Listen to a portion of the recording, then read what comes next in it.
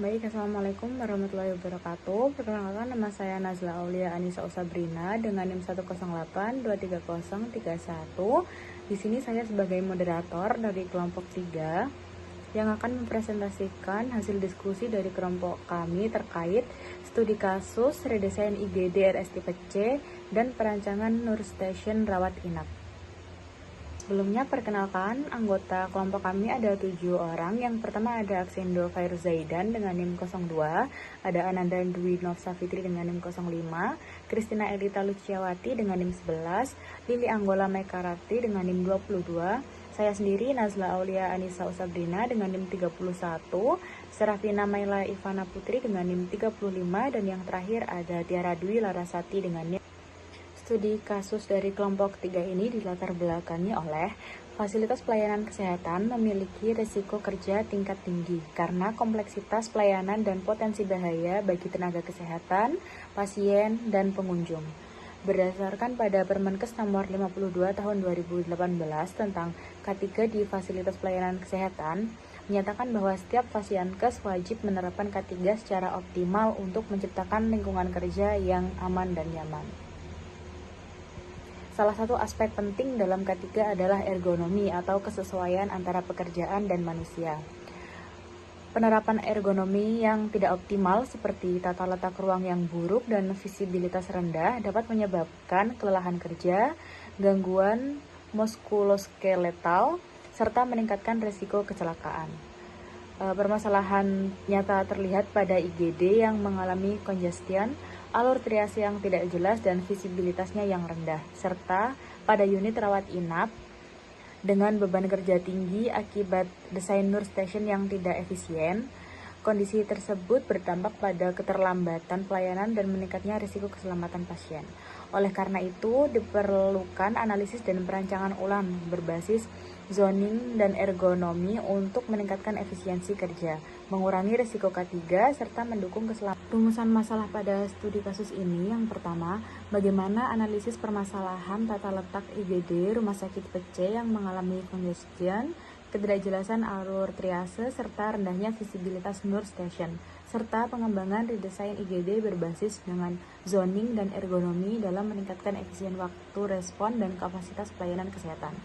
Yang kedua, bagaimana pengembangan desain Nur Station rawat inap pada rumah sakit dengan kapasitas 100 tempat tidur dalam meningkatkan efisiensi kerja perawat, optimalisasi jangkauan kerja, visibilitas, serta pengurangan risiko ergonomi. Studi kasus ini memiliki tujuan yang pertama untuk menganalisis permasalahan tata letak IGD Rumah Sakit tipe C yang mengalami congestion, ketidakjelasan alur triase, serta rendahnya visibilitas Nur Station dan pengembangan redesain IGD berbasis zoning dan ergonomi guna meningkatkan efisiensi waktu respon dan kapasitas pelayanan pasien. Yang kedua, untuk mengembangkan desain Nur Station rawat inap pada rumah sakit dengan kapasitas 100 tempat tidur dalam meningkatkan efisiensi kerja perawat, mengoptimalkan jangkauan kerja, visibilitas, serta mengurangi risiko pada ergonomi. Masuk pada studi kasus yang pertama, di mana ada redesain IGD Rumah Sakit tipe C, di mana kondisi IGD exiting mengalami congestion, alur triasenya tidak jelas, serta Nur Station yang kurang visibilitas.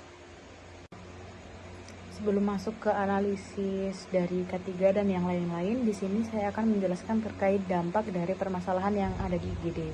Dari permasalahan yang pertama ada penumpukan pasien atau congestion ini berdampak pada aspek K3 di mana dapat meningkatkan risiko penularan infeksi, menghambat jalur evakuasi darurat, risiko kecelakaan kerja, serta beban kerja tenaga medisnya meningkat. Ada beberapa dampak dari penumpukan pasien ini, dampak pada efisiensi alur di mana proses registrasinya lambat, keterlambatan penentuan prioritas, delay penanganan pasien kritis, pengawasannya tidak optimal, keterlambatan transfer pasien, penumpukan data pasien, serta waktu pulang pasiennya tertunda. Kemudian ada dari permasalahan alur triasinya tidak jelas. Dampak pada aspek K3-nya, resiko salah prioritas pasien, potensi kesalahan tindakan medis, meningkatkan stres kerja tenaga kesehatan, tidak sesuai dengan prinsip keselamatan pasien dalam K3. Untuk dampak pada efisiensi alurnya, tidak efektif, pasien kritis terlambat ditangani, pasien tidak terpantau secara sesuai dengan kondisi, tidak tepat sasaran, serta komunikasi antar tenaga medisnya terganggu. Kemudian ada permasalahan terkait visibilitas nurse station-nya yang terbatas, dampak pada aspek K3-nya, pengawasannya tidak maksimal yang mengakibatkan resiko kejadian tidak diharapkannya banyak, respon lambat terhadap kondisi darurat, meningkatkan risiko kesalahan monitoring, beban mental tenaga medisnya meningkat. Kemudian dampak pada efisiensi alurnya, monitoring pasiennya tidak berjalan secara optimal, respon keterlambatan tindakan, komunikasi timnya tidak efisien, pencatatannya tidak real time, dan kualitas pelayanannya menurun. Selanjutnya, audit layout IGD RS tipe C. Audit ini menilai kesesuaian tata letak IGD dengan standar Permenkes nomor 52 tahun 2018 tentang K3 di fasilitas pelayanan kesehatan dan nomor 24 tahun 2018 tentang persyaratan teknis bangunan dan prasarana rumah sakit. Masalah utama yang terjadi dalam studi kasus tersebut antara lain penumpukan pasien, alur triase yang tidak jelas, serta visibilitas nurse station yang terbatas. Berdasarkan hasil audit, kondisi tersebut belum sesuai dengan standar yang berlaku. Hal ini disebabkan oleh zonasi pasien yang belum terpisah sehingga alur triase tidak berjalan optimal. Selain itu, nurse station belum memiliki visibilitas menyeluruh, padahal sesuai standar harus mampu memantau seluruh area pasien. Penumpukan pasien juga menunjukkan tata ruang belum sesuai kapasitas pelayanan yang seharusnya dirancang untuk menghindari kepadatan dan mempercepat respon. Masuk pada analisis kesesuaian regulasi K3 dengan studi kasus yang pertama, di mana audit ini menilai kesesuaian letak IGD dengan standar Permenkes nomor 52 tahun 2018 tentang K3 di fasilitas layanan kesehatan, di mana kondisi IGD exiting ini tidak sesuai dengan Permenkes karena belum berbasis manajemen resiko, tidak mengendalikan bahaya, dan tidak memenuhi prinsip ergonomi. Hal tersebut bertentangan dengan ketentuan bahwa perencanaan K3 harus berbasis resiko dan mencakup pengendalian berbahaya. Dampaknya adalah keterlambatan pelayanan, peningkatan beban kerja, resiko keselamatan pasien, sehingga redesign IGD menjadi langkah wajib untuk memenuhi standar K3. Baik, perkenalkan nama saya Kristina Elita Lusiawati dengan NIM 108230111. Di sini saya akan melanjutkan bagian efisiensi alur dan fungsi untuk studi kasus yang pertama. Dimulai dari identifikasi masalah, efisiensi alur pelayanan di EGD RS tipe C belum optimal. Akibat yang pertama, alur yang tidak terstruktur terutama pada area triase. Kedua, tidak adanya pemisahan jalur pasien, emergency, non-urgent, dan rujukan, menyebabkan penumpukan di pintu masuk dan memperlambat penanganan awal. Terjadi crossing flow antara pasien, tenaga kesehatan, logistik yang menghambat mobilitas serta meningkatkan resiko keselamatan pasien. Yang ketiga, ada tata letak ruang yang tidak sesuai dengan alur pelayanan. Dan yang terakhir, posisi nurse station yang kurang strategis membuat pengawasan pasien dan koordinasi kerja menjadi tidak maksimal. Bagian selanjutnya yaitu masuk dalam upaya peningkatan efisiensi IGD. Ada dua optimalisasi, yaitu yang pertama optimalisasi alur dimulai dari penataan alur sistematis, mulai dari masuk, triase, pelayanan hingga keluar. Penerapan one lane flow untuk menghindari penumpukan, dan yang terakhir pemisahan jalur pasien dan tenaga kesehatan. Yang kedua yaitu optimalisasi fungsi ruang. Penempatan nurse station secara sentral untuk visibilitas optimal. Yang kedua ada pengelompokan zona merah, kuning, hijau sesuai dengan tingkat kegawatan. Yang ketiga penataan ruang sesuai dengan urutan pelayanan untuk mempercepat respon. Dan yang terakhir mengurangi crossing flow agar mobilitas lebih efisien. Baik, selanjutnya yaitu redesign IGD. Jadi layout IGD dibagi menjadi beberapa zona utama yang saling terhubung, yaitu zona triase, zona perawatan atau bed area, dan zona nurse station. Setiap zona memiliki fungsi spesifik namun tetap terintegrasi dalam satu sistem pelayanan. Pada zona triase dan tindakan awal itu ditempatkan di dekat pintu masuk IGD. Tujuannya untuk mempercepat identifikasi kondisi pasien, memaksimalkan penanganan pada golden time, dan mengurangi penumpukan di area pintu masuk. Lalu, pada zona perawatan atau bed area itu ditempatkan di sisi kanan dengan susunan tempat tidur berbentuk paralel. Tujuannya untuk memudahkan observasi pasien secara bersamaan, memanfaatkan ruang lebih efisien dan mendukung pengendalian infeksi. Lalu, zona nurse station itu ditempatkan di tengah sebagai pusat kontrol pelayanan. Tujuannya yaitu jarak ke pasien lebih merata, juga visibilitas tinggi atau minim blind spot, dan koordinasi tenaga medis lebih efektif. Selanjutnya yaitu hitungan improvement waktu respon dan kapasitas bed. Improvement waktu respon itu dihitung berdasarkan waktu tempuh dari nurse station menuju pasien. Setelah redesign, jarak menjadi lebih pendek karena nurse station ditempatkan di tengah. Perhitungan waktu responnya menurut asumsi itu sebelum redesign 6,7 detik dan setelah redesign itu 5 detik. Peningkatan efisiensi dihitung sebagai berikut, yaitu 6,7 dikurang 5 per 6,7 dikali 100%. Hasil menunjukkan peningkatan efisiensi sekitar kurang lebih 25%, yang berarti tenaga kesehatan dapat menjangkau pasien lebih cepat setelah perbaikan tata letak. Lalu, improvement kapasitas bed itu dihitung berdasarkan lama pasien dirawat atau length of stay, loss. Semakin singkat waktu pelayanan, maka semakin banyak pasien yang dapat dilayani. Perhitungan kapasitas menurut asumsi yaitu loss sebelum redesign 6 jam dan loss setelah redesign 4,8 jam. Perbandingan kapasitasnya yaitu 6 per 4,8 sama dengan 1,25 kali. Artinya terjadi peningkatan kapasitas sekitar kurang lebih 25%, sehingga dengan jumlah tempat tidur yang sama, IGD dapat melayani lebih banyak pasien. Selanjutnya pada studi kasus yang kedua terkait perancangan nurse station pada rawat inap, di mana skenarionya rumah sakit baru dengan 100 bed membutuhkan nurse station efisien untuk satu shift 8 perawat.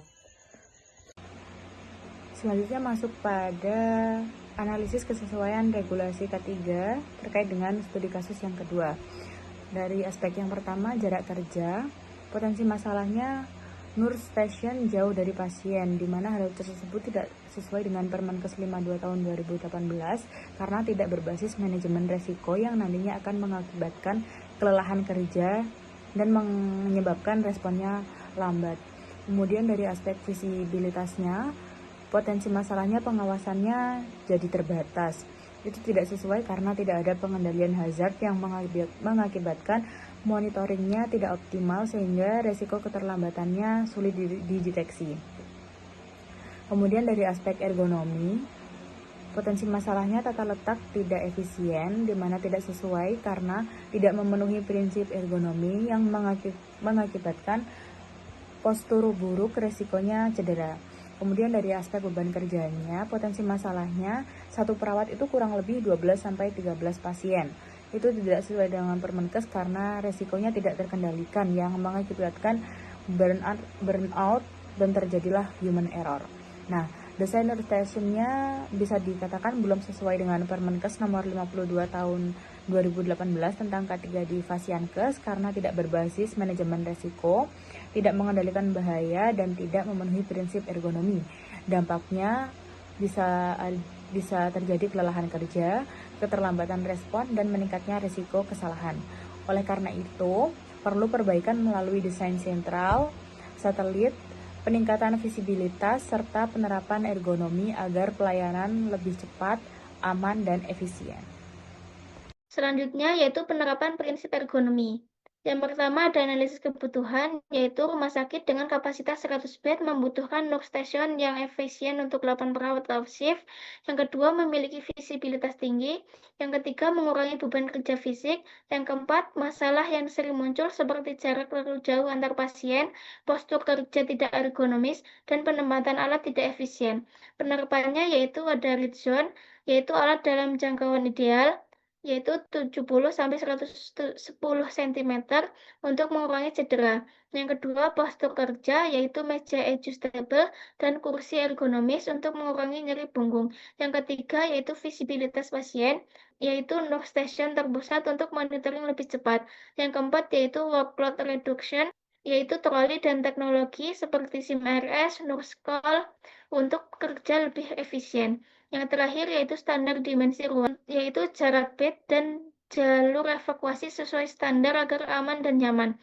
Dampaknya yaitu risiko cedera tenaga kesehatan menurun, efisiensi kerja meningkat, dan kualitas pelayanan pasien lebih baik.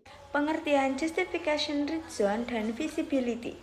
Justification rate zone adalah menciptakan lingkungan kerja yang aman, efisien, dan nyaman, baik bagi tenaga medis maupun pasien. Sedangkan visibility adalah kemampuan nurse station untuk memberikan pandangan luas terhadap area pelayanan, sehingga perawat dapat memantau kondisi pasien, staf, dan lingkungan kerja secara optimal. Red zone bertujuan untuk meningkatkan efisiensi, keselamatan, dan kenyamanan perawat. Sangat penting pada nurse station dengan aktivitas tingginya seperti dokumentasi medis, komunikasi staf, monitoring pasien, dan pengambilan obat. Kategori red zone ada 3. Yang pertama ada primary red zone dengan jarak 0-60 cm dengan fungsi area utama untuk alat yang paling sering digunakan. Contoh fasilitasnya ada komputer, keyboard, mouse, telepon, dan dokumen aktif. Yang kedua ada secondary red zone dengan jarak 60-120 cm dengan fungsi area untuk alat yang digunakan secara berkala seperti printer, rak arsip, dan lemari obat. Yang ketiga ada extended zone dengan jarak lebih dari 120 cm dengan fungsi area menyimpan alat cadangan atau logistik. Contoh fasilitasnya ada gudang alat, logistik, dan penyimpanan tambahan lainnya. Konsep visibility open nurse station sangat mendukung peningkatan visibilitas karena desainnya yang terbuka, memberikan sudut pandang yang lebih luas, mempercepat komunikasi visual antar staf, serta meningkatkan respon terhadap kebutuhan pasien maupun situasi darurat. Manfaatnya besar bagi rumah sakit, terutama dalam meningkatkan patient safety, mempercepat respon terhadap kondisi darurat, meningkatkan efisiensi kerja, serta menurunkan risiko insiden. Dengan visibilitas yang optimal, perawat dapat mendeteksi perubahan kondisi pasien lebih cepat dan memberikan pelayanan yang lebih responsif dan menjaga kualitas pelayanan secara keseluruhan. Komponen visibility ada 4. Yang pertama ada posisi sentral. Nurse station ditempatkan di pusat area rawat inap untuk memaksimalkan jangkauan visual. Yang kedua, open nurse station dengan desain yang terbuka untuk memperluas sudut pandang dan komunikatif antar staf. Yang ketiga ada minimal blind spot, yaitu mengurangi hambatan visual dan area tertutup. Yang terakhir atau yang keempat adalah sideline dengan 360 derajat untuk memungkinkan pemantauan menyeluruh ke seluruh area penting. Pengertian ergonomic risk assessment. Ergonomic risk assessment adalah proses identifikasi, evaluasi, dan pengendalian risiko fisik yang dialami oleh tenaga kesehatan selama bekerja. Ergonomic risk assessment merupakan proses penilaian risiko kerja untuk mengidentifikasi potensi cedera fisik pada perawat akibat postur yang tidak ergonomis, seperti aktivitas yang berulang atau lingkungan kerja yang kurang sesuai. Pada nurse station, penilaian ini penting untuk meningkatkan keselamatan kerja serta mendukung produktivitas tenaga kesehatan. Penilaian risiko ergonomik membantu rumah sakit mengurangi cedera kerja, meningkatkan kenyamanan perawat, menurunkan kelelahan, serta memastikan lingkungan kerja lebih aman dan efisien. Dengan penerapan ergonomik yang tepat, kualitas pelayanan pasien juga dapat meningkat secara signifikan. Penilaian ergonomic risk assessment ada 5. Yang pertama, dokumentasi komputer dengan risiko postur statis dengan dampak nyeri leher atau nyeri punggung dengan rekomendasi kursi ergonomis, monitor yang sejajar dengan mata. Yang kedua, ada pengambilan obat dengan risiko menjangkau terlalu tinggi dengan dampak cedera bahu dengan rekomendasi rak setinggi pinggang. Yang ketiga, ada mobilisasi pasien dengan risiko membungkuk atau angkat beban dengan dampak low back pain dengan rekomendasi alat bantu transfer. Yang keempat, ada koordinasi staf dengan risiko crossing flow dengan dampak kelelahan dengan rekomendasi jalur kerja yang terpisah. Dan yang terakhir ada monitoring pasien dengan resiko blind spot dengan dampak resiko keselamatan dengan rekomendasi visibility yang optimal. Baik, perkenalkan nama saya Arvindo Farusega dengan NIM 3002. Di sini saya akan melanjutkan studi kasus 2 dengan bagian efisiensi alur dan fungsi. Yang pertama ada efisiensi alur dan fungsi. Efisiensi alur dan fungsi nurse station pada ruang rawat inap dengan kapasitas 100 tempat tidur masih belum optimal dikarenakan penempatannya belum mampu menjangkau seluruh ruang pasien secara merata, sehingga perawat harus menempuh jarak yang lebih jauh.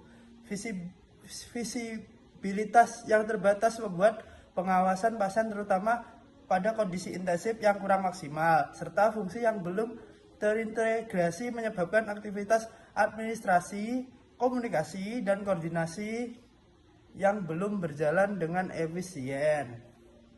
Baik, di sini saya melanjutkan yang kedua, yaitu upaya peningkatan fungsi nurse station. Ada optimisasi. Yang pertama, penempatan strategis di tengah area perawatan guna mempercepat jangkauan pelayanan. Yang kedua, pembagian zonasi kerja yang efektif untuk meminimalisir pergerakan berlebih sekaligus menekan tingkat kelelahan perawat. Yang ketiga, optimalisasi jarak pandang guna memudahkan pengawasan serta mempercepat respon terhadap pasien. Yang keempat, integrasi ruang penunjang atau obat dan tindakan untuk menciptakan alur kerja yang lebih efisien. Yang terakhir, implementasi prinsip ergonomi demi menunjang kenyamanan serta produktivitas staf. Selanjutnya, layout nurse station. Nurse station ditempatkan pada area tengah semi terpusat dengan desain melengkung sehingga berfungsi sebagai pusat koordinasi pelayanan keperawatan. Posisi ini mendukung aksesibilitas yang baik serta mempermudah mobilitas tenaga medis dalam menjalankan tugasnya. Keunggulan dari desain nurse station ini, yang pertama, posisi strategis, akses dari berbagai arah lebih mudah. Lalu yang kedua, desain melengkung yang meningkatkan fleksibilitas dan ergonomi kerja. Yang ketiga, visibilitas terbuka yang membuat monitoring lebih optimal. Dan yang terakhir, jarak tempuh lebih efisien yang mempercepat waktu respon. Yang terakhir ada kesimpulan di mana berdasarkan hasil analisis, tata letak ruang sangat mempengaruhi kelancaran pelayanan rumah sakit. Pada IGD, permasalahan seperti congestion, alur yang tidak jelas, dan penempatan nurse station yang kurang optimal menurunkan efisiensi dan memperlambat waktu respon. Sementara itu, pada rawat inap, penempatan dan desain nurse station mempengaruhi jangkauan pelayanan, efisiensi kerja, dan kenyamanan perawat. Redesain berbasis zoning, perbaikan sirkulasi, serta penempatan nurse station yang lebih strategis terbukti membuat alur lebih terarah, meningkatkan visibilitas, dan mendukung efisiensi kerja tenaga kesehatan. Secara keseluruhan, penataan ruang yang baik dapat meningkatkan kualitas pelayanan dan kapasitas penanganan pasien. Mungkin cukup sekian presentasi dari kelompok 3. Terima kasih atas waktunya. Mohon maaf jika ada salah kata. Saya akhiri, wassalamualaikum warahmatullahi wabarakatuh.